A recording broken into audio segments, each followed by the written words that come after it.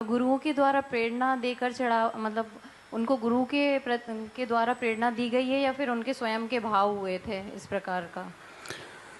Actually में उसकी सही तो घटना ये है कि हम लोग उस समय दिल्ली प्रवास के दौरान जब हम वहाँ पे थे, तो ये जो चांदी वाला परिवार कहलाता है, तो चांदी वाला परिवार वह सूर्यनगर में वो लोग रहते हैं।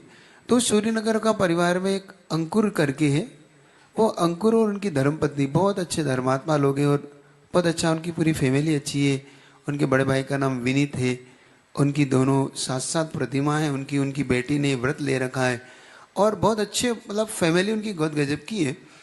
तो ऐसा ही एक दिन मेरे मन में भाव ये था कि देखो बड़े बाबा का छत्र बनना चाहिए, और उसी दिन मैंने प्रयोजन करके ऐसा मन में था। तो कुछ दिनों बाद इनका आना हुआ, इनकी धर्मपत्नी का।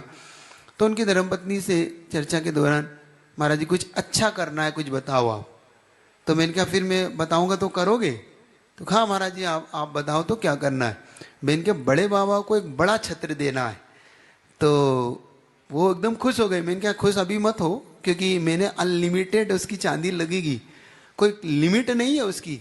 तो उन्होंने कहा महाराज जी पूछना पड़ेगा पति देव से, अगर ऐसी लिमिटेड है तो मैंने कहा पूछ लो। तो पूछने के दौरान जब उनके पति मिस्टर आए, वो अंकुर वगैरह, तो मैंने कहा क्या भाव है? महाराज जी कर लेंगे, बताइए कितनी चांदी लगेगी। मैंने कहा 50 लगती, 100 लग सकती, कितनी? तो थोड़ी में सोचने क्या बोलता है, 50-100 तक कर लेंगे हम लोग। मैंने कहा बात तो बन गई 100 तक की।